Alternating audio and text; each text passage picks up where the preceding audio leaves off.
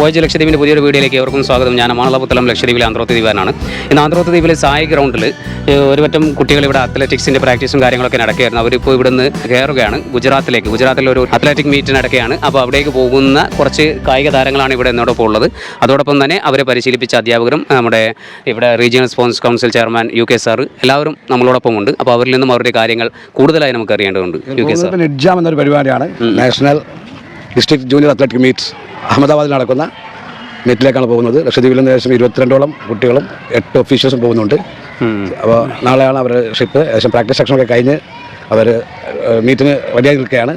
അപ്പോൾ ബാക്കി ദ്വീപിലെ കുട്ടികൾ ഇന്ന് എത്തിക്കഴിഞ്ഞാൽ എല്ലാവരും കുറച്ച് പേര് ഡയറക്റ്റ് കൊച്ചിയിലേക്ക് പോകുന്നുണ്ട്. അപ്പോൾ ഇവിടെ നിന്ന് നാളെ ഇവർ യാത്രയാണല്ലേ? ഓക്കെ. ഇവരെ പരിശീലിപ്പിച്ച അധ്യാപകർ ഇവിടെ സായിയുടെ കോച്ചുണ്ട്, അതുപോലെ ഹാഷിം സാറുണ്ട്, അബേരിയിൽ പ്രാക്ടീസ് ചെയ്ത കോച്ചാണ് അത്ലറ്റിക് കോച്ച്.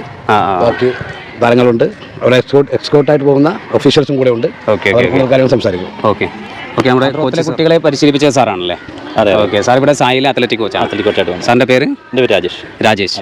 ഓക്കെ. എന്താണ് കുട്ടികളെ കുറിച്ച്? ലക്ഷദ്വീപിൽ ആദ്യമായിട്ടല്ലേ സാർ പോകുന്നതായിരിക്കും? അപ്പോൾ ഇവിടുത്തെ കുട്ടികളുടെ ഫിസിക്കിനെ കുറിച്ച് സാറിന് എന്താണ് പറയാനുള്ളത്? നല്ല കുട്ടികളാണ്, നല്ല എനർജറ്റിക് ആയിട്ടുള്ള വർക്കൗട്ട് ചെയ്യാൻ താല്പര്യമുള്ള കുട്ടികളാണ്. അവർ നല്ലൊരു പെർഫോമൻസ് കാഴ്ചവെക്കട്ടെ എന്ന് ആശംസിക്കുകയാണ്. എങ്ങനെയുണ്ട് സാറിൻ്റെ അഭിപ്രായത്തിൽ കുട്ടികളുടെ പ്രകടനങ്ങളൊക്കെ? പ്രകടനം കുഴപ്പമൊന്നുമില്ല, റെഗുലറായിട്ടുള്ള ഒരു ട്രെയിനിങ് വേണം എന്നുള്ളൊരു ഇതുള്ളൂ. കാരണം ഈ അടുത്തായിട്ടാണ് ഇപ്പോൾ അത്ലറ്റിക്സിൻ്റെ ഫോക്കസ് ഇപ്പോൾ ഈ അടുത്തായിട്ടാണ് ഇവിടെ തുടങ്ങിയതല്ലേ? ഇപ്പോൾ സാർ വന്നതിന് ശേഷം അതിന് മുമ്പ് ജവാദ് സാർ ഉള്ള സമയത്ത് ഉണ്ടായിരുന്നു. പിന്നെ ജവാദ് സാർ കവരത്തിയിലേക്ക് പോയി. പിന്നെ അത്ലറ്റിക്കിൻ്റെ അത്ര കാര്യമായിട്ടില്ല. പിന്നെ വോളിബോളും ഫുട്ബോളും കോച്ചായിരുന്നു ഇവിടെ ഉള്ളത്. ഇപ്പോൾ കുട്ടികളെ തുടങ്ങിയിട്ട് ഏകദേശം ഒരു ലെവലായിട്ടുണ്ട്. കുറച്ചുകൂടി പ്രാക്ടീസിൻ്റെ ആവശ്യമുള്ള വന്നിട്ട് നല്ല കുഴപ്പമില്ല, കുട്ടികൾ അത്യാവശ്യം സെറ്റ് ആയിട്ടുണ്ട്. ഓക്കെ. ആന്ധ്രത്തിൽ നിന്ന് എത്ര കുട്ടികളുണ്ട് ഇപ്പോൾ? ഇവിടെ നമ്മുടെ 7 കുട്ടികളാണല്ലേ? ഓക്കെ. അവർ ഏതൊക്കെ ഇവന്റിലാണ് പങ്കെടുക്കാനുള്ളത്? ഒരു ഇന്ന് കമ്പൈൻഡ് ഇവന്റ് ഉണ്ട് ഇതിനകത്ത്. 60 മീറ്റർ ലോങ് ജമ്പ്, പിന്നെ ബാക്ക് ത്രോ, ഷോട്ട്, പിന്നെ 600 മീറ്റർ ഉണ്ട്. അങ്ങനെ ചെറിയ ഇവന്റുകളാണ്. ഓക്കെ. കുഴപ്പമില്ല, അത്യാവശ്യം സെറ്റ് ആയിട്ടുണ്ട് ചെറിയ ഷോർട്ട് വെയിറ്റിൽ. ഓക്കെ സാർ, അതിലിവിടെ ഉള്ളതുകൊണ്ട് ഇനി വരും കാലങ്ങളിൽ നമുക്ക് കൂടുതൽ താരങ്ങളെ ഇറക്കാൻ സാധിക്കുമെന്ന് പ്രതീക്ഷിക്കുന്നു. അതന്നെ. ഓക്കെ. ഇനി നമുക്ക് ഹാഷിം സാറിലേക്ക് പോവാം. ഓക്കെ. ഹാഷിം സാർ അമിനിയിലായിരുന്നു അല്ലേ ഇത്രയും കാലം?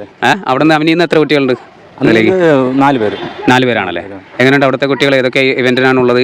അവിടുത്തെ ഒരു അണ്ടർ 16 കാറ്റഗറിയിലാണ്. ഒരാൾ ജാവലിംഗ് ത്രോ, അതുപോലെ ഒരു 60 മീറ്റർ, പിന്നെ ഒരാൾ 600, പിന്നെ ഒരാൾ ലോങ് ജമ്പും. ഓക്കെ. 4 പിള്ളേർ.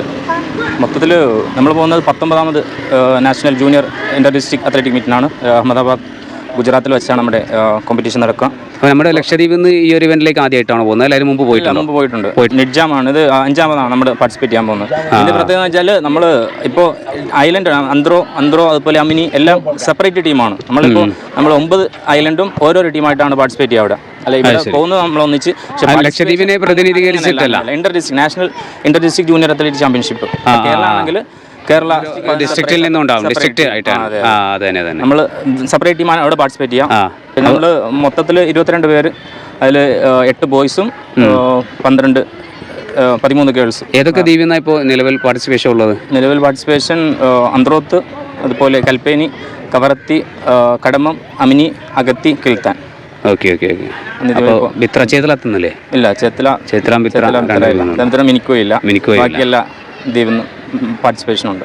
മുഹമ്മദ് റിയാസ്, കടമത്തിന്റെ കോച്ചാണ്, അത്ലറ്റിക് കോച്ചാണ്.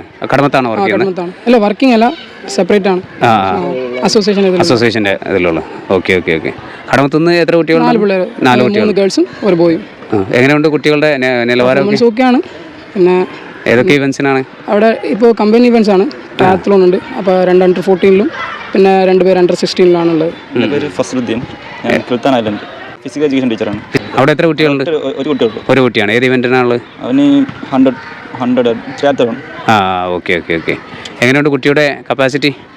അവൻ ഫസ്റ്റ് ടൈം ആയിട്ട് പോകുന്നത്. അവന് സ്റ്റാർട്ടിങ് ആവുന്നത് എങ്ങനെയാണെന്ന് അതുപോലെ ഗ്രൗണ്ട് സൗകര്യം കാര്യങ്ങളൊക്കെ എങ്ങനെയാണ്? അവിടെ കുറവാണല്ലേ? ഗ്രൗണ്ട് പ്രോപ്പറായിട്ട് ഗ്രൗണ്ട് ഇല്ല അവിടെ.